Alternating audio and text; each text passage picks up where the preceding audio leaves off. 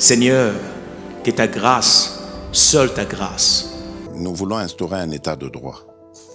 Et dans un état de droit, il y a une justice indépendante. Ce n'est pas à l'individu Félix Tshisekedi de commencer à faire justice.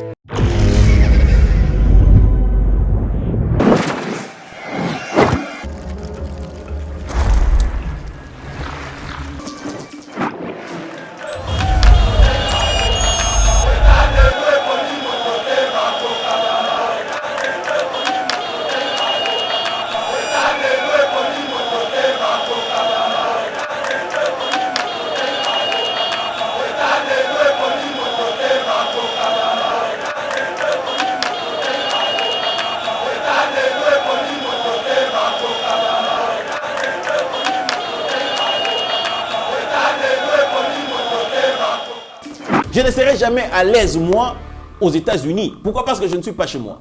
Puisque je suis au Congo ici et que j'appartiens à la République démocratique du Congo, vos menaces, je n'en ai rien à foutre. Je pense que ce message que je transmets ici sera entendu par la jeunesse. Et que la jeunesse comprendra. Et la jeunesse va s'assumer. Et la jeunesse va agir conséquemment. Est-ce que vous avez entendu nos frères, les Banyamulenge, prendre position contre les Rwandais? Et ils le savent, que le Rwanda se sert de leur morphologie à eux, Banyamulenge, pour éventuellement infiltrer. Mais ils ne sont pas contre cela. Ils ne dénoncent pas. Ils ne marchent pas contre cela. Ce qui est clair. C'est-à-dire que nos frères jouent contre nous. Je dirais à nos compatriotes. Parce qu'il s'agit de l'éveil patriotique. La cible, c'est le Rwanda, mais ce n'est pas principalement le Rwanda. Je voudrais dire quoi par là? Qui est derrière le Rwanda? Mais ce sont les multinationales. C'est la vraie question. Ce sont les multinationales. Mais qui protège les multinationales? Mais ce sont les États-Unis. C'est la France. C'est la Belgique. Ok? C'est l'Allemagne. C'est les UK. Mesdames et messieurs, bonjour et bienvenue sur Yeba TV, spécialement sur cette émission Éveil patriotique où nous discutons sur l'actualité politique en République démocratique du Congo. Spécialement pour aujourd'hui, nous recevons Maître Richard Pinda, qui est coordonnateur du plateforme Yabiso Pinda et communicateur de l'Union Sacrée, avec qui nous allons discuter sur l'actualité, la situation à l'est de la République démocratique du Congo qui est instable jusqu'à ces jours. Nous allons essayer de tourner autour de ces points et voir comment, dans quelle mesure, quelle position la RDC doit prendre face à cette situation. Mais avant de commencer, nous allons prendre l'actualité. RDC, insécurité à l'est du pays, Félix Tshisekedi invité à consulter la classe politique. RDC, dans un mémo adressé à Félix Tshisekedi au GFREM, les cadres et agents plaident pour l'abrogation de l'arrêté du ministre des Transports suspendant le DGAI Olivier Manzila. Le président Félix Tshisekedi reçoit les serments de 3 juges de la haute cour militaire ce mercredi. Attaque du M23 à Bunagana, le fils de Museveni a signé son pacte avec le Rwanda. Il vient de nous trahir. Mbosso Kodia. Maître Richard Pinda, bonjour. Bonjour, merci de nous recevoir. C'est la première fois qu'on vous reçoit sur les plateaux de Yeba TV. Quelles sont vos impressions? Mes impressions, c'est que vous n'avez jamais voulu me recevoir. Maintenant que vous avez levé le temps, nous pensons que nous allons être régulièrement. Sinon, nous avons aimé les cadres. Je suis arrivé ici tout en transpirant, mais je me suis rafraîchi parce que je me suis rendu compte que nous sommes dans un cadre qui vous permet de pouvoir vous exprimer librement et de vous sentir surtout libre, très à l'aise dans votre peau pour nous exprimer. Et nous pensons qu'au nom de la République, et surtout j'aime l'émission, l'éveil patriotique, c'est-à-dire qu'ici c'est la patrie ou rien. D'accord. Merci beaucoup, maître. Nous allons directement attaquer l'actualité qui est paralysée par la situation à l'est de la République démocratique du Congo. Il faut dire que le Rwanda et l'Ouganda sont cités dans l'attaque contre la cité de Bunagana. Depuis le dimanche, il y a des combats qui opposent les forces armées de la République démocratique du Congo, les FARDC, aux rebelles M23 qui sont désormais appuyés par le Rwanda et l'Ouganda. Une source proche de l'administration militaire du territoire de Rutshuru révèle que les M23 contrôlent désormais la cité de Bunagana et bénéficient de l'appui du Rwanda et de l'Ouganda. Leur objectif, c'est de paralyser la ville de Goma. Maître Richard, quelles mesures doit prendre la RDC d'abord face à cette situation? Je voudrais d'abord revenir un tout petit peu en arrière. Lorsque vous dites par exemple que vous n'avez pas dit qui, invite la classe politique, invite Tshisekedi à consulter la classe politique. Je pense que ça, c'est encore une autre bêtise que nous allons faire. Quand on dit consulter la classe politique, ça voudrait tout simplement qu'on se retrouve autour d'une table pour éventuellement discuter. Les gens qui vont sortir de ces assises-là ne vont pas prendre les armes pour aller combattre. Ce sont les militaires qui vont continuer à combattre. C'est-à-dire que nous sommes encore dans les conciliambiles politiciennes pour éventuellement se dire comment est-ce que nous pouvons aussi partager du gâteau. Je pense que l'option qui est élevée par le président de la République, parce que ça a échoué plus d'une fois, lorsqu'il a commencé son règne, il y fallu que Martin Fayulu nous fasse des propositions pour éventuellement que tout le monde se mette ensemble, pour qu'éventuellement nous puissions discuter sur cette question-là. Et donc, c'était une démarche qui tendait éventuellement à permettre à ce que les uns et les autres puissent accéder à la chose publique et que par de suite qu'ils gèrent la République. Nous disons que cette option-là n'est pas bonne. Nous avons été aux consultations, nous avons été au dialogue, nous avons été à des pourparlers, tout ce que vous voulez, ainsi de suite. Ça n'a jamais aidé les pays à aller d'avant. Aujourd'hui, l'option que nous avons, c'est l'option de la guerre. C'est-à-dire que nous allons faire la guerre aux terroristes. Il faut rectifier aussi lorsque vous le dites.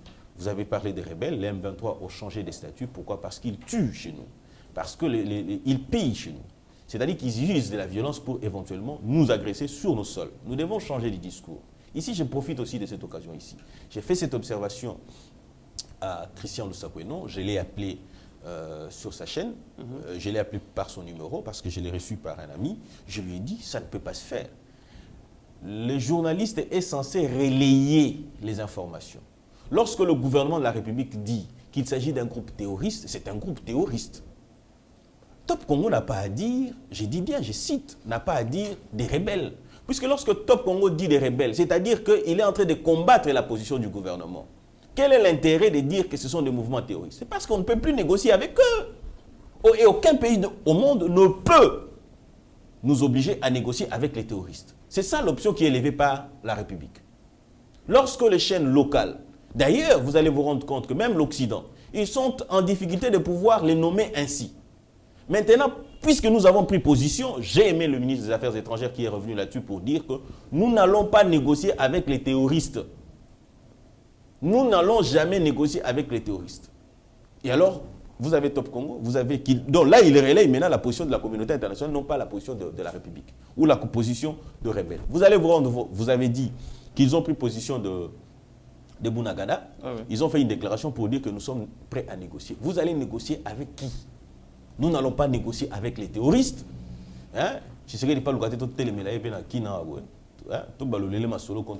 S'il ouvrait cette porte-là, parce qu'on ne veut pas de cette porte-là d'aller négocier avec les terroristes. Maître Richard, finalement, à qui profite cette instabilité? Parce que malgré la présence de nos troupes, les FARDC, malgré la présence de la MONUSCO, on n'arrive toujours pas à stabiliser cette situation.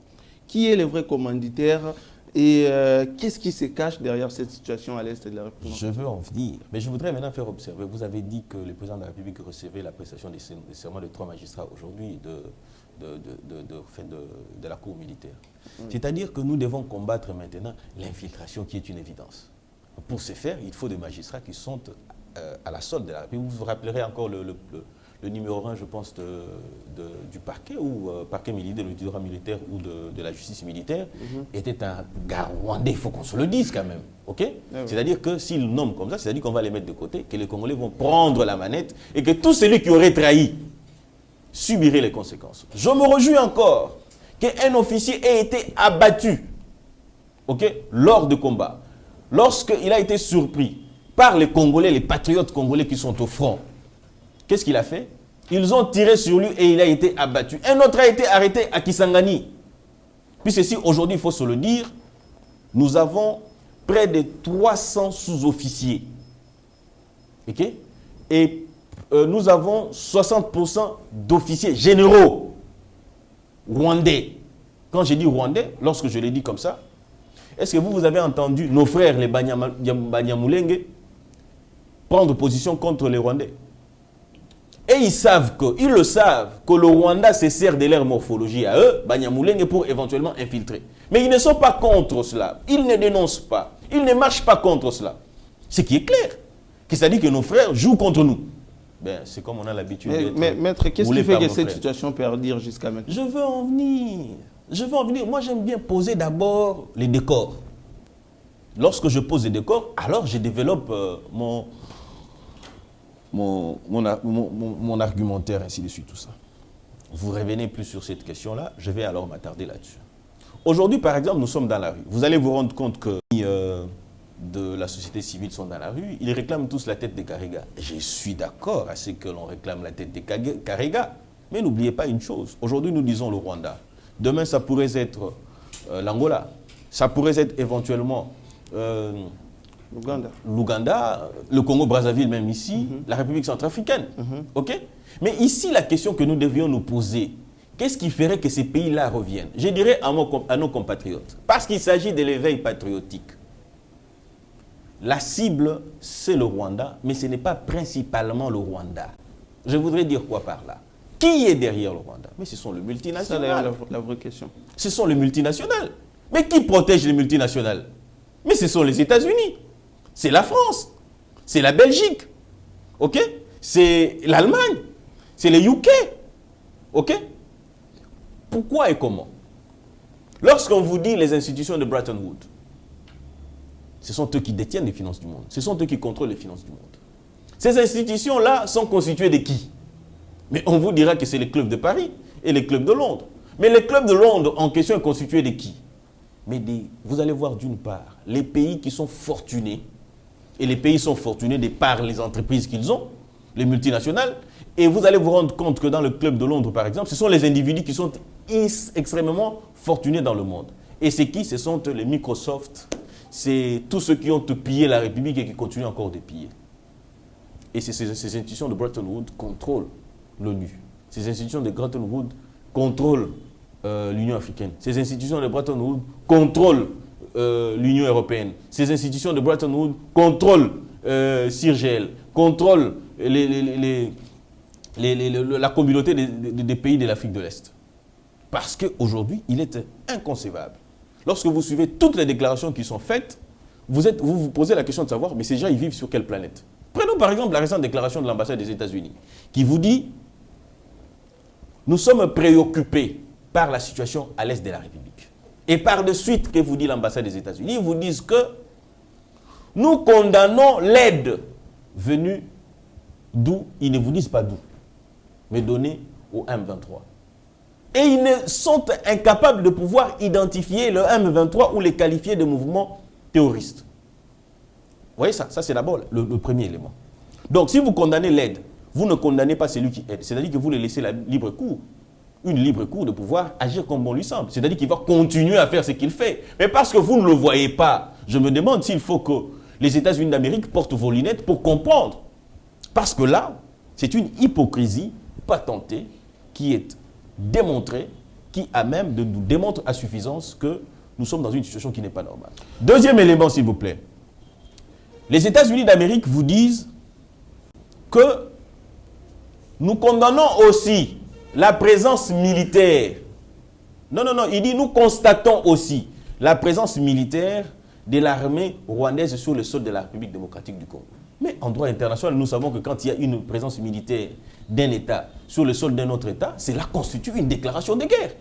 C'est-à-dire qu'en des termes normaux, on dirait quoi? Qu'il s'agit d'une agression, d'une invasion de l'armée rwandaise. Et donc, les États-Unis devaient condamner de la même manière qu'ils l'ont fait à l'Ukraine. Excusez-moi, s'il vous plaît, je voudrais citer. De la même manière qu'ils l'ont fait à l'Ukraine. Ou quand même qu'on se le dise. Soit c'est parce que nous sommes nègres et qu'ils sont blancs. Lorsque l'Ukraine est dérangée, ils vont vers l'Ukraine. Et que nous sommes noirs, comme notre sort à nous de nègres ne les dérange pas. Mais ils sont très à l'aise. Ils laissent que les noirs s'entretuent entre eux. Vous voyez ça? Ce qui démontre que nous ne sommes pas dans un... dans un monde de gens qui sont vrais. Et nous devons agir conséquemment. Quand je dis nous devons agir conséquemment, moi j'ai toujours dit, la population doit apprendre à donner des ailes au pouvoir en place. Pourquoi et comment? Pourquoi? Parce que la plus grande organisation humaine qui est crainte de tous, c'est la population. C'est-à-dire que la population, sans tenir compte de nos appartenances politiques, sans tenir compte de nos appartenances tribales, d'ailleurs, on le prouve, le patriotisme qui est prouvé réellement actuellement, devait faire en sorte que non seulement que nous devrions aller vers le Rwanda, mais aussi avec des mémos, nous devons aller pointer ceux qui protègent. C'est-à-dire, ici, je cite les États-Unis d'Amérique, je cite la France, je cite l'Union africaine, je cite ici UK, je cite ici l'Allemagne et consorts. Tous ceux qui ont un mot à dire sur le sort des nations, ok, qu'ils prennent une position sérieuse. Puisque vous n'allez pas me dire qu'aujourd'hui, lorsque Kagame tire par ses militaires, il tire dans une école et que les enfants meurent, mais ça c'est un crime de guerre. C'est un crime de guerre, j'allais dire. Ok? Mais pourquoi on ne le sanctionne pas? Pourquoi on ne l'interpelle pas? C'est-à-dire que le silence de la communauté internationale démontre à suffisance que ce qu'il fait, ok, est appuyé et soutenu par eux. Et par voie de conséquence, nous devrions, nous en tant que peuple, nous devions nous lever comme un seul homme cette fois-ci, au lieu de se contenter tout simplement d'aller vers l'ambassade du Rwanda, mais aussi aller vers les États-Unis d'Amérique. Merci beaucoup, Maître Richard.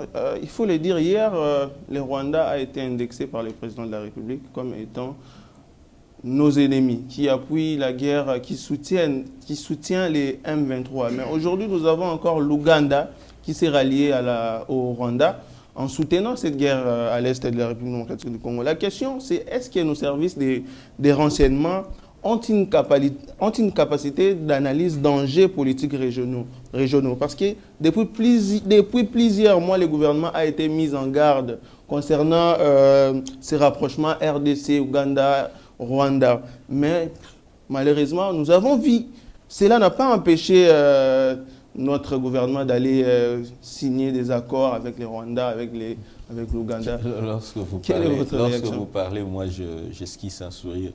Parce que, vous savez, je vous attendais venir pour me dire, mais écoutez, Tshisekedi a dit que Kagame était son frère, que c'est son ami.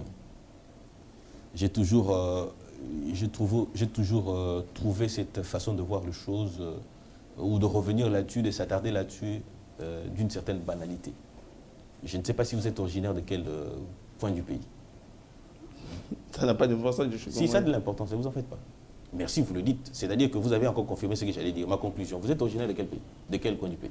Je suis congolais, maître. Bon, comme vous ne voulez pas le dire, ce n'est pas grave. Je vais prendre, à titre illustratif, prenons que vous étiez de l'Équateur.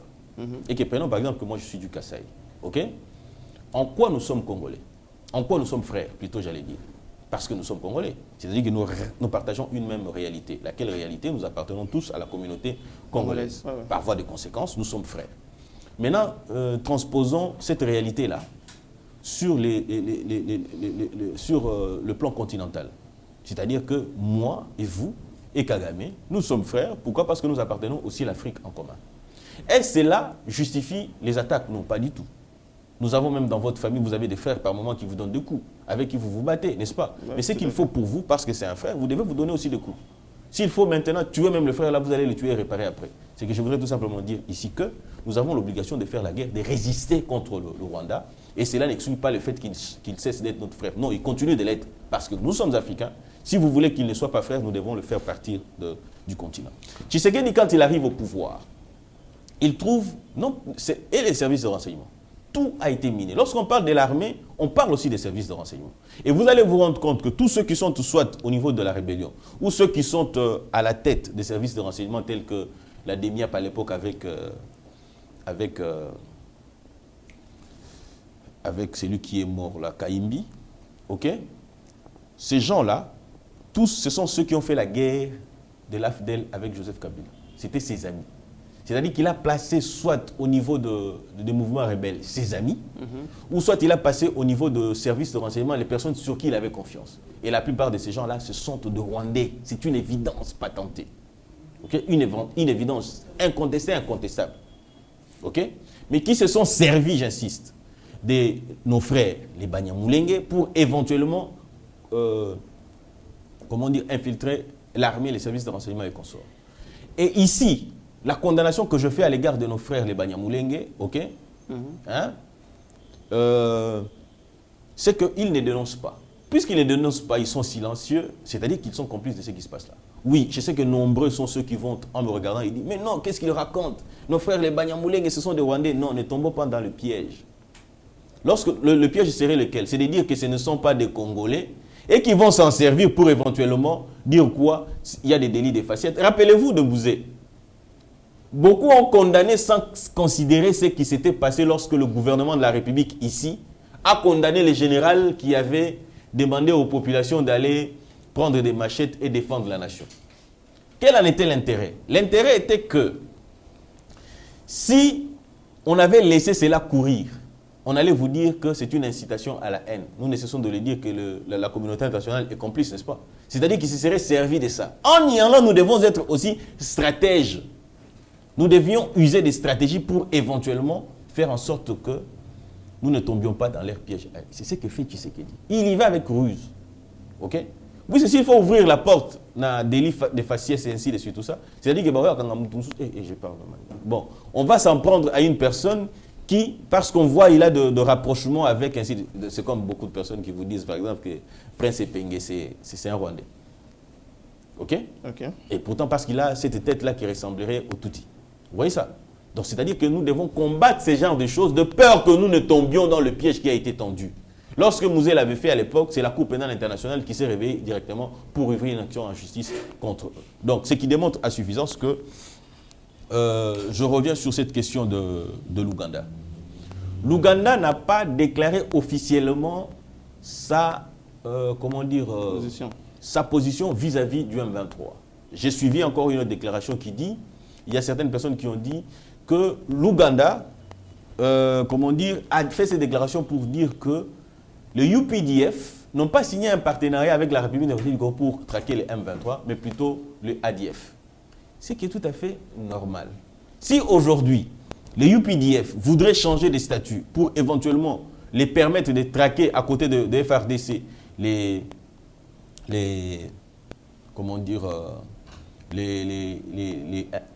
terroristes M23, ok, il faut que le gouvernement congolais et le gouvernement ougandais se mettent ensemble pour discuter sur cette question-là.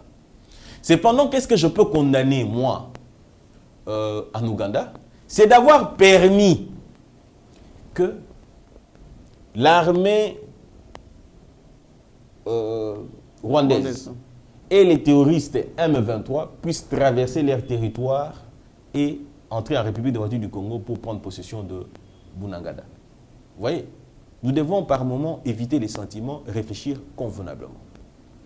Donc, à ce jour, ok, les choses ont évolué telles quelles, l'Ouganda doit être condamné, ok, et éventuellement, si ça continue, ok, nous devrions faire quoi? Rompre même les accords qui sont en cours d'exécution. Déjà que Christophe Mbosso qui a déclaré que l'Ouganda nous a trahi, maître non, l'Ouganda nous a trahi effectivement. Le fait est d'avoir laissé tel quel, ok? Mais nous ne savons pas non plus quels sont les accords qu'il y a entre l'Ouganda et le Rwanda, ok? En vertu de quoi ils ont agi. Même cette mascarade qu'ils ont faite en sanctionnant les généraux qui commandaient les troupes au niveau de la frontière, je pense que c'est une distraction. Parce qu'ils savent ce qu'ils ont fait. N'oubliez pas lorsqu'on s'était retrouvé au sommet, au mini-sommet de Nairobi, ok? Le Rwanda était les grands absents. Et pendant ce temps-là, il était en train de fêter avec le M23, plutôt le général, le fils de Museveni. Nous allons souffler un peu, maître Richard. Nous allons prendre une vidéo. Si on parle le même langage avec Steve Condé. Suivons d'abord cette vidéo qui est la déclaration de Daniel Safou et Christopher Mbosso au Parlement. Daniel Safou qui signale que l'Ouganda, c'est un ennemi dangereux qui se cache et refuse de se manifester. D'où la RDC ne doit pas seulement considérer le Rwanda comme ennemi, mais aussi l'Ouganda, parce qu'ils sont capables de nous faire du mal. Suivons cette vidéo et nous allons revenir pour l'analyse des maîtres. Les amis, je vous interpelle. Nous pointons les doigts le Rwanda chaque jour, mais nous ne grattons pas l'Ouganda. C'est aussi notre ennemi qui se cache. C'est aussi notre ennemi. Un ennemi dangereux qui refuse de se manifester. Il est vraiment dangereux. À la longue, vous allez me donner raison que l'Ouganda aussi nous fait du mal. Mais nous allons ratifier. J'aimerais poser quelques questions. Je ne suis pas loin de mon collègue Kabange Numbi. Quelle est l'urgence de toutes ces ratifications? le contenu de ces accords avec l'Ouganda. Je suppose a priori le gouvernement a le contenu. Qui nous donne le contenu, vous en avez déjà. Parce que vous connaissez le contenu. Aussi une petite question qui peut concerner le gouvernement, madame. L'état de siège nous a apporté quoi? Nous avons besoin d'une explication rationnelle là-dessus. Je crois que vous ne m'aviez pas bien compris. Pour l'accord avec l'Ouganda, nous l'avons reçu au niveau du bureau. Nous nous sommes entretenus avec le ministre des Affaires étrangères. D'ailleurs, il était d'accord avec nous avant même que ceci nous arrive. Avant que ces troupes fassent ce qu'ils ont fait. Avant.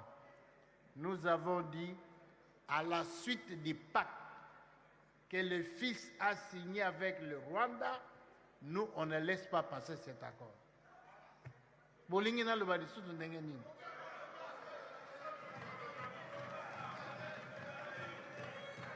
Nous l'avons bloqué et nous disons de même aujourd'hui. Donc, il nous a montré qu'il avait signé son pacte. Il vient de nous trahir. Nous avons dit, nous, on ne l'accepte pas. Alors, vous voulez qu'on dise encore quoi? Maître Richard, vous avez suivi la déclaration de ici Daniel Safou et le président de l'Assemblée nationale Mbosso qui accuse d'abord les fils de Museveni d'avoir trahi la RDC à la suite du pacte que les fils a signé avec le Rwanda. Et Daniel Safou qui indexe publiquement l'Ouganda comme ennemi de la RDC. Quelle est votre réaction par rapport à ces déclarations? Je vais commencer par la déclaration de Daniel Safou. Daniel Safou, c'est du gâchis. Daniel Safou, c'est du gâchis, j'insiste. Pourquoi? Quel a été son apport en tant que député à ce jour? Ok? Nous pleurnichons par moments où nous crions ça et là, vous le voyez instable. Tantôt il est avec Ensemble, tantôt il est ainsi de suite. Tout ça. La personne dont il défend toujours les positions aujourd'hui, Moïse Katumbi, quelle a été sa déclaration par rapport à cette agression? Vous avez entendu Moïse Katumbi dire quelque chose? C'était aussi silence, c'est le même type de silence que vous avez de la communauté internationale. D'ailleurs, le coup de la communauté internationale donne l'impression de pouvoir réagir, et vous ne voyez rien de Moïse Katumbi. C'est un silence complice, parce qu'ils le savent. Combien de Grecs attendent à ce que Moïse Katumbi accède à la gestion de la chose publique, okay, pour éventuellement, comment dire, piller les avoirs de la République. Vous allez comprendre encore que Moïse Katumbi, ok, lui, il est dans les affaires. C'est-à-dire que pour lui, le sort de Congolais ne compte pas. Le sort de Congolais ne veut rien dire. Ce qui les préoccupe, c'est quoi? Sortir de l'argent, enrôler des journalistes pour attaquer le pouvoir. Mais c'est maintenant qu'il devait sortir de l'argent, même pour un don aux forces armées de la République démocratique du Congo. Vous l'avez entendu le faire. Ce qui démontre à suffisance que nous ne pouvons pas prendre en considération, même si les filles étaient vraies. J'aurais souhaité que ces faits que vous dites de Daniel Safou sortent d'une autre personne consciente et d'une personne qui réfléchit en fonction de la République. Il a passé son temps à danser au Parlement. Ok? Oui, ce qu'il constate est vrai. Ce qu'il constate est réel. Mais quelle proposition qu'il fait? Il dit qu'il ne faut pas négocier avec lui. Mais quelle solution vous apportez? Une solution réelle qui peut permettre aux forces armées éventuellement de trouver une solution par rapport à cette histoire. Vous savez, Daniel Safou, Moïse Katumbi, Joseph Kabila, Martin Fayulu, Mozito, je vois qu'il prend des positions pour la République. Okay? Lorsqu'il dit, il fait des propositions. Il dit qu'il faut construire un mur. Il faut payer nos militaires. Il faut leur suppléer quelque chose. Kagame ne sera pas à même de pouvoir. Il faut rompre même le rapport... Le rapport diplomatique.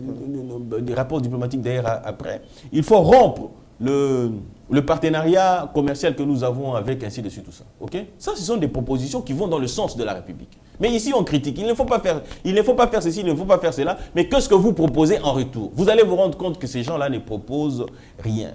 J'ai cité ceux-là que j'ai cités ici. Ils ont pour un seul objectif, c'est-à-dire de voir Tshisekedi échouer. Mais aujourd'hui, si Tshisekedi échouer, c'est la République qui va échouer avec. Vous voyez ça? Pose que la jeunesse prenne conscience. Viens moi ça salembi. Viens moi ça salembi. Bilo albi en son vieux à salembi. Eh, monsieur pas bilingue. Ouais, c'est bilingue. L'aura bilingue peut pas comprendre. Donc viens moi sopé assis à lembi. Les sorts de la République maintenant, c'est vous et moi. Sans considération d'appartenance politique. Tout Congolais jeune, puisque je me rends compte qu'il y a une éveil. Un éveil ou une éveil? Un éveil. Un éveil. Il y a un éveil patriotique, il y a la population. Et la population qui est éveillée, c'est la jeunesse. Et cette jeunesse peut changer les donnes considérablement. Cette jeunesse qui prend conscience, qui pense que les choses doivent changer, il faut le faire ainsi. Maintenant, nous devons orienter notre combat autrement. Je ne cesse de le dire. Allons devant l'ambassade des États-Unis d'Amérique. Quel ambassadeur nous dise qu'ils sont partenaires privilégiés de la République démocratique du Congo? Lorsqu'il y fallait que nous puissions prendre position pour les États-Unis contre l'Ukraine, nous n'avons pas hésité. Mais pourquoi nous nous sommes agressés et que nos partenaires privilégiés, ça ne leur dit rien. Ils se la jouent commission sénatoriale à critiquer ceci, qu'ils sont influents. Les États-Unis contrôlent la majorité des institutions internationales, mais pourquoi ils ne prennent pas position? Les États-Unis ont des alliés traditionnels, c'est-à-dire la Grande-Bretagne, qui peuvent facilement influencer au sein du Conseil de sécurité pour que Kagame soit attrait devant la Cour pénale internationale. Certains vont vous dire que Kagame n'a pas ratifié les statuts de Rome, c'est vrai, mais le Conseil de sécurité peut aller outre la signature pour éventuellement la traire devant le cours des tribunaux. Vous allez vous rendre compte d'une chose. Nous avons été ici, dans ces pays. Nous avons vu la rivière Kasaï être polluée. Qui est ce partenaire qui nous a aidés? Les États-Unis. D'ailleurs, j'allais vous dire une chose. Nous sommes en partenariat privilégié avec les États-Unis. OK? Quelle est la toilette publique que les États-Unis d'Amérique, j'ai dit seulement, ont construit pour la République démocratique du Congo? Zéro. Zéro. C'est pour démontrer à suffisance que nos partenaires ne sont pas vrais. Et si nous pensons que la solution doit venir du président de la République, c'est faux. Nous, population, nous devrions participer à la solution. C'est-à-dire que nous devons contraindre le chef de l'État à nous suivre. En quoi faisant? Organiser des manifestations devant le siège des Nations Unies. Organiser les manifestations devant les sièges des États-Unis d'Amérique, l'ambassade. Ouais. Nous devons le faire au niveau de la France. Nous devons le faire au niveau de l'UIA pour transmettre avec des mémos clairs. Et j'ai dit, j'insiste, mon discours que je tiens ici fait en sorte que les gens me menacent. Je n'en ai rien à foutre. J'ai ma patrie à défendre et je la défendrai. Je ne serai jamais à l'aise, moi, aux États-Unis. Pourquoi? Parce que je ne suis pas chez moi. Puisque je suis au Congo ici et que j'appartiens à la République démocratique du Congo, vos menaces, je n'en ai rien à foutre. Je pense que ces messages que je transmets ici sera entendu par la jeunesse. Et que la jeunesse comprendra. Et la jeunesse va s'assumer. Et la jeunesse va agir conséquemment. Maître Richard, et la guerre au Rwanda. Tout à fait. Mais est-ce que sur le plan diplomatique, cette position ne va-t-elle pas fragiliser la République démocratique du Congo ou ça va jouer à l'avantage de la République démocratique du Congo? Et pour finir avec ce sujet, quelle est la solution vraiment pour mettre fin à ces fléaux? Ok. Déjà, comment vous posez la question de savoir si déclarer la guerre va fragiliser un État qui est déjà fragile? Parce que nous souffrons dans ces pays. Puisque nous souffrons dans ces pays, c'est que nous n'avons plus rien à perdre. Vous voyez, c'est là, va avec la solution. D'ailleurs, la solution c'est quoi? C'est que jeunesse, assume-toi. Jeunesse, assume-toi. Puisque je ne sais pas comprendre. Je vous prends une illustration. J'ai donné l'illustration de la rivière Kasaï qui avait été polluée par une entreprise angolaise, ainsi de suite. Une industrie de diamants angolaise. La question est celle de savoir, Greenpeace était où? Puisque Greenpeace protège la nature. Greenpeace protège les forêts. était ou pour initier une action contre l'Angola, était ou pour initier contre cette multinationale qui exploite des diamants. Aucune réaction du monde. Nous avons 12 millions de morts, aucune réaction. Nous avons des dossiers qui peuvent permettre les rapports établis par eux-mêmes, c'est-à-dire, vous avez le rapport Mapping, vous avez divers rapports, vous avez le Human Rights Watch qui a établi aussi de nombreux rapports qui démontrent à suffisance que nous avons été massacrés. Mais aucune réaction de leur part. Mais curieusement, la République démocratique du Congo a besoin d'argent. Nous découvrons 16 blocs pétroliers. OK? Pendant que nous découvrons ces 16 blocs pétroliers qui peuvent nous apporter 650 milliards de dollars.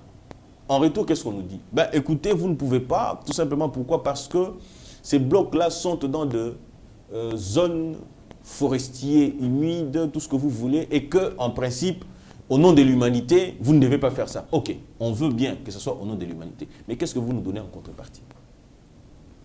Zéro. Zéro. Donc vous voulez nous dire que l'humanité, c'est les blancs que nous, on doit protéger, et que nous, les nègres, nous devons mourir de faim. Quel est le sort des populations environnantes de ces forêts-là?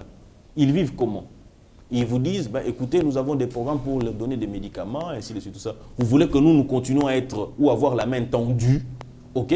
Pendant que vous nous exploitez nos richesses, et que vous nous interdisez même, voilà vous nous interdisez même d'exploiter nos propres richesses. Vous voyez ça? Moi, je pense que la clé, au changement, la solution pour changer les choses, c'est la responsabilité de la jeunesse. Et c'est la jeunesse qui doit s'assumer. Nous sommes une population de près de 100 millions d'habitants, et que la jeunesse vaut 80 millions d'habitants. Nous pensons que cette jeunesse-là, si elle s'est réveillée, si elle était consciente, comme j'ai lu cette affaire qui passe sur le président burundais qui dit « la solution, c'est votre jeunesse », qui passe tout son temps derrière les femmes, je vais le dire mieux, derrière les fesses des femmes, puisque lorsque vous avez une bride de sextape qui passe sur les réseaux sociaux, c'est tout le monde qui partage. Hein. Mais lorsque vous parlez politique, vous parlez des projections, les gens sont moins attentionnés. C'est-à-dire que nous devons prendre conscience pour nous dire que qu'est-ce qui est important pour nous, qu'est-ce qui ne l'est pas. Ce qui est important pour nous, c'est de prendre conscience que c'est la nation ou rien, l'éveil patriotique, et de faire en sorte que les choses aillent de l'avant. Lorsque je parle ici, je ne prends aucune étiquette des partis politiques. Je parle en tant que citoyen congolais, qui pense que trop c'est trop, nous devons agir. Qu'est-ce que nous devrions faire? Le président de la République, n'attendons pas beaucoup de lui. Pourquoi? Parce qu'il est tenu au respect des accords. Il est tenu au respect des traités. Mais pour que l'on sorte d'un accord, pour que l'on sorte d'un traité, il faut obligatoirement que la population s'en mêle. Parce que Tshisekedi est là pour gérer les gens. Qui sont ces gens que Tshisekedi gère? C'est nous. C'est nous, population. Nous pouvons aussi rompre avec le partenariat privilégié des États-Unis, puisque ça nous apporte quoi? Les États-Unis, en principe, devaient être à nos côtés parce que nous sommes ces partenaires privilégiés. Curieusement, avant que le Rwanda commence à nous attaquer, les US, comment on appelle ça déjà? Africom. C'est-à-dire le commandement américain d'Afrique, ainsi de suite, tout ça, ok, se retrouver au Rwanda 5 jours avant les attaques. Ça veut dire quoi? Ils sont allés renforcer un partenariat. Donc vous allez renforcer un partenariat avec des criminels tels que les terroristes, il faut se le dire, les terroristes criminels génocidaires Kagame, ok? Vous allez faire un partenariat avec un État voyou et terroriste qui déstabilise les Grands Lacs. Ce qui démontre à suffisance que nos amis américains, nos partenaires privilégiés, et s'il faut que le président de la République ne prendra pas la décision seul, s'il faut que le président de la République le prenne, malgré son gré, nous devrions, nous, sortir dans la rue pour dire, Monsieur Tshisekedi, vous devez mettre fin à ces partenariats-là. Maître Richard Pinda, je rappelle qu'il est coordonnateur de... Pinda, il ne faut pas massacrer mon nom, cher. Pinda. Mpinda. Mpinda. Ouais. Maître Richard Pinda, il est communicateur de l'Union Sacrée, mais aussi coordonnateur de Yabiso Pinda. Et ici, il faut faire très attention, je ne parle pas au nom de l'Union Sacrée, je parle en mon nom et engage la responsabilité de ma structure, c'est-à-dire Yabiso Pinda. Merci, Maître Richard Pinda. On attaque le deuxième sujet qui est le dossier Matata. Nous allons essayer d'analyser ces sujets. Maître Richard, le 13 juin, Matata Ponyo devrait se présenter à la Cour de cassation. Mais le dossier est renvoyé au 11 juillet. Analysons quand même ces dossiers. Hier, Matata, hier, la Cour constitutionnelle qui s'est déclarée incapable de juger Matata Mponyo, pensez-vous qu'aujourd'hui, la Cour de cassation sera à mesure de juger Matata? Je répondrai d'emblée non. Non. La Cour de cassation va aussi se déclarer incompétente. J'anticipe cette décision-là. Je la souhaite, je la clame de toutes mes forces. Je vais m'expliquer pour dire ceci.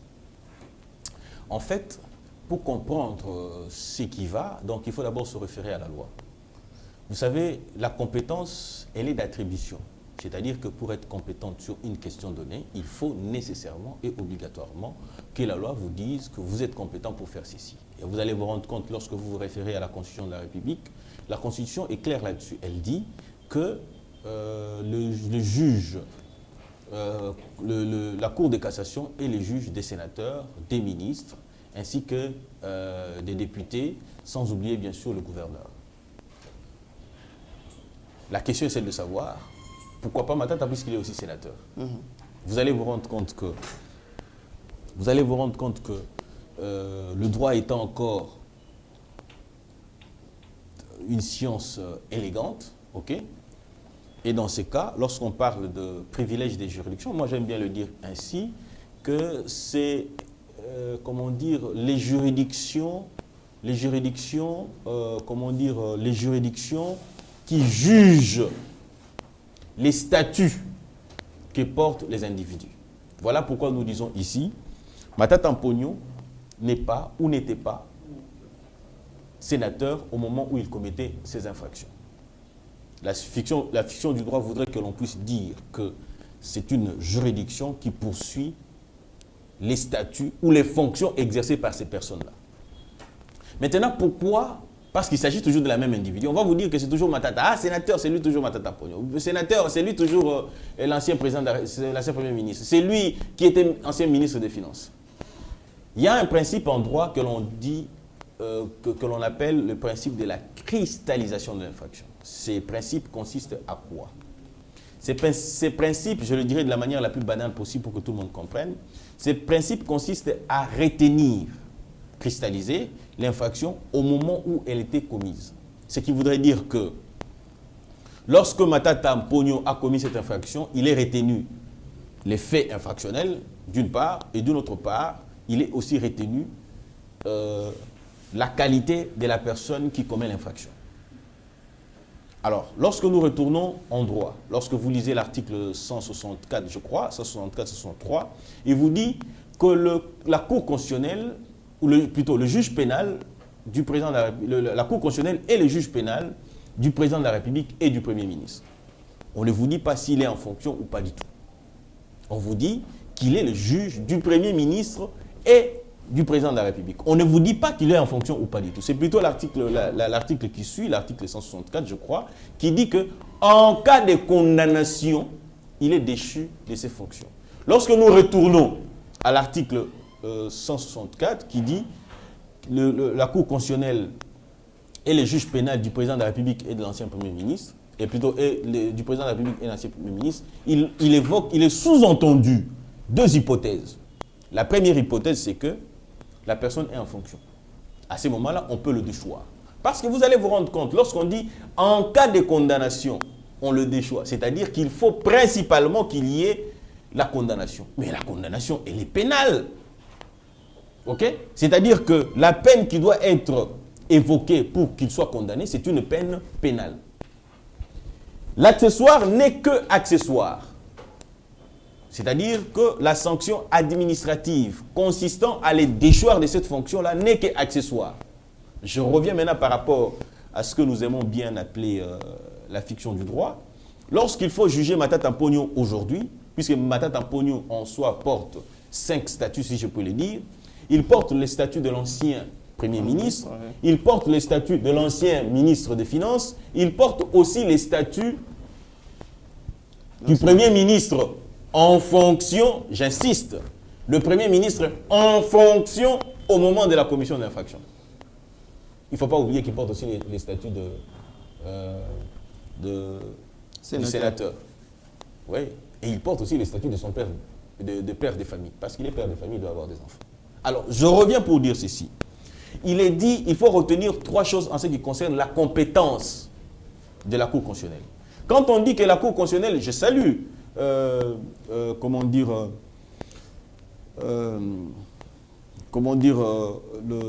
l'argument présenté par le professeur Kalouba, lorsque le professeur Kalouba dit que la Cour constitutionnelle, plutôt la Cour constitutionnelle ne peut pas juger un ancien Premier ministre. Ok? Il n'a pas tort de le dire. Mais il a oublié d'expliquer à l'opinion pour dire ceci, qu'il n'y a pas de juridiction pour juger un ancien Premier ministre. C'est-à-dire que, étant donné que la compétence est d'attribution, c'est-à-dire qu'à ce jour, un ancien Premier ministre, ok, ne peut pas être jugé. Mais ça ne veut pas dire que le Premier ministre, en fonction au moment de la commission de l'infraction, parce qu'en principe, en vertu du principe de la cristallisation des faits infractionnels et de la qualité du sujet qui a commis l'infraction, c'est-à-dire qu'on va faire une transposition. On dit on fait un voyage dans le temps. Pour retourner au moment de la commission, on pose la question à Matata Pogno, vous aviez quelle compétence et vous aviez quelle qualité? Ce qui voudrait tout simplement dire que Matata Pogno, à ce moment-là, dira que je suis Premier ministre en fonction au moment où ces faits étaient commis. Devient compétente pour éventuellement attraire, poursuivre et entendre Matata Pogno. Maître Richard, est-ce que ces complots, ces procès n'atteignent-ils pas une dimension politique? Parce que les camps Matata dénoncent un complot contre Matata, envie de l'écarter pour 2023. Les arguments qu'ils présentent, c'est que Bahati Lukwebo n'a pas, remis les humilités, si on peut le dire comme ça, ou recouvrer les humilités. Vous savez, si vous n'êtes pas très attentif, nous les politiques, on vous manipule. Pourquoi? Parce que l'acte tendant à lever les humilités de Matata Pogno n'est pas l'œuvre de la Cour. C'est le procureur près la Cour constitutionnelle qui a sollicité. Et en retour, le procureur près la Cour constitutionnelle doit se dire, j'estime qu'à ce niveau, je suis suffisamment renseigné sur Matata Pogno, je vous demande, monsieur le procureur, de pouvoir faire quoi? Plutôt, monsieur le président du Sénat, de faire quoi? De lever, de recouvrer les humilités. C'est un principe de droit, les parallélismes de forme et de procédure, c'est-à-dire que l'autorité qui prend une action, c'est cette même autorité qui doit le faire. C'est-à-dire que ça n'a rien à voir avec Bahati. C'est-à-dire que Mukolo, procureur près la Cour constitutionnelle, doit écrire éventuellement pour dire que j'en ai fini avec lui, vous pouvez. Vous voyez ça? On va vous dire, certains vont vous dire, ben, écoutez, les arrêts de la Cour, oui, sont opposables à tout le monde. Est-ce que le président Bahati a contesté cet arrêt-là? Pas du tout. Mais il y a une procédure en cours. Ok? C'est-à-dire que les immunités ayant été levées, on peut même le poursuivre aujourd'hui s'il avait volé l'aiguille d'autrui. Si le procureur près la Cour constitutionnelle est informé de cela, mais pourquoi il ne le ferait pas? J'ai une question à vous poser. Pourquoi ce n'est pas vous qui êtes en lieu et place de Matata? Ce n'est pas vous qui êtes poursuivi. Pourquoi ce n'est pas moi? C'est parce que moi, je n'ai pas un devoir de redevabilité. Je n'ai pas géré la chose publique. Si aujourd'hui c'est Matata, c'est tout simplement parce que Matata a eu la gestion de la chose publique.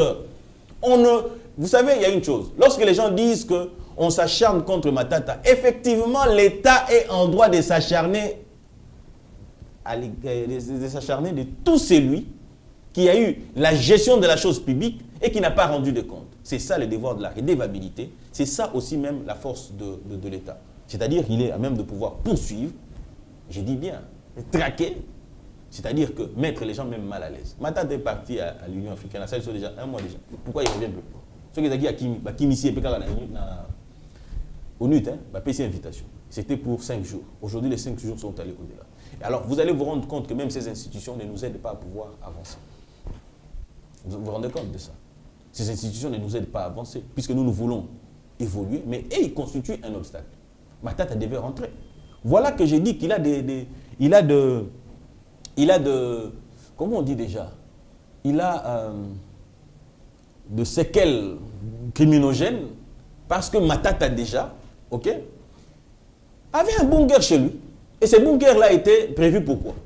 Pour se cacher lorsqu'on le poursuivrait. D'ailleurs, il en a fait preuve. Vous avez vu donc aujourd'hui, si on peut considérer Saddam Hussein comme étant criminel pour avoir aussi construit un bunker pour s'y échapper, c'est-à-dire que Matata Pogno n'est pas loin. Moi, je pense qu'au nom de la République, les gens devaient oublier du sensationnel. Je vous ai dit que ce n'est pas vous, ce n'est pas moi. Ok? Je suis politique aussi, je peux me déclarer candidat président de la République, je ne veux pas être inquiété. Pourquoi Martin Fayulu n'est pas inquiété? Pourquoi Martin Fayulu n'est pas inquiété? Tout le monde le sait. Je vous informe aussi que Mozito va se présenter comme candidat président de la République. Ok? Mais pourquoi il n'est pas inquiété? Pourquoi ça doit être... Katumbi le dit aussi. Pourquoi il n'est pas inquiété? Si la loi voudrait que ce soit des pères et des mères, c'est tout à fait normal aussi. On ne veut pas avoir à la tête de ce pays quelqu'un qui peut aller nous accuser chez les Juifs, par exemple. Il dit qu'ils ne veulent pas de moi. Il ne dit pas que mes frères du Congo ne veulent pas de moi. Ils disent que les Congolais ne veulent pas de moi, ils veulent m'écarter. C'est-à-dire que c'est quelqu'un qui est mal animé et éventuellement qui pourrait faire en sorte que la République puisse perdre. Voilà, nous arrivons à la fin de l'émission. Maître Richard Mpinda, les mots de la fin pour... d'ailleurs, on a reçu ces questions. Voilà, les mots de la fin, c'est à la jeunesse. Le sort de cette République est entre vos mains. Donnez de la force à Tshisekedi. Aujourd'hui, par exemple, la réaction patriotique qui est extrêmement manifestée et manifeste démontre combien les Congolais sont très éveillés. Ce que nous devrions faire, c'est nous mobiliser vers maintenant ceux qui soutiennent les multinationales. Je ne cesserai de le dire, les États-Unis, UK, Grande-Bretagne, la Belgique, même si nous avons repris les accords diplomatiques, n'oubliez pas, il y a des multinationales belges qui sont installées au Rwanda. Okay? Nous avons la France, même s'ils viennent nous aider en formant nos militaires et tout ce que vous voulez, ainsi de suite. Oui, c'est bien bon, c'est dans un cadre bien précis. Ils ne le font pas, par pitié, non, pas du tout. C'est-à-dire que nous devons aller devant ces ambassades-là pour leur manifester notre ras-le-bol. Il y a même quelqu'un qui me disait, et puis il montre pour leur transmettre mon message. Comme ça, quand les Américains vont se rendre compte que votre drapeau, on va leur donner des explications. Vous voyez ça? Donc nous pensons qu'il est temps que nous puissions nous assumer en tant que peuple. Parce que je ne sais pas comprendre ce qui, la population congolaise doit continuer à mourir pendant que les Ukrainiens, 1 millier tout simplement ici, c'est tout le monde qui se réveille pour dire non, c'est trop, c'est trop. Si vous pensez que les nègres que nous sommes, le noir que nous sommes, n'a pas droit à la vie, moi je pense que la vie d'un noir a de l'importance aussi. Et pour que cette importance-là se fasse entendre, il faut que vous, jeunes, vous, jeunesse de ces pays-ci, puissiez vous réveiller et puissiez vous assumer. Voilà, Maître Richard Mpinda, je rappelle, communicateur de l'Union Sacrée. Ne pas mon nom. Maître Richard Mpinda, communicateur de l'Union Sacrée, mais aussi coordonnateur des plateformes Yabiso Mpinda. Merci d'avoir répondu présent à notre invitation. Merci. Mesdames et messieurs, la RDC, c'est notre dénominateur commun. Défendre les intérêts de la République, c'est un devoir patriotique. C'est par cette note que nous mettons un point final à cette émission. Quant à moi, je vous retrouve très prochainement avec un nouveau numéro. Bye. Seigneur, que ta grâce, seule ta grâce. Nous voulons instaurer un état de droit. Et dans un état de droit, il y a une justice indépendante. Ce n'est pas à l'individu Félix Tshisekedi de commencer à faire justice.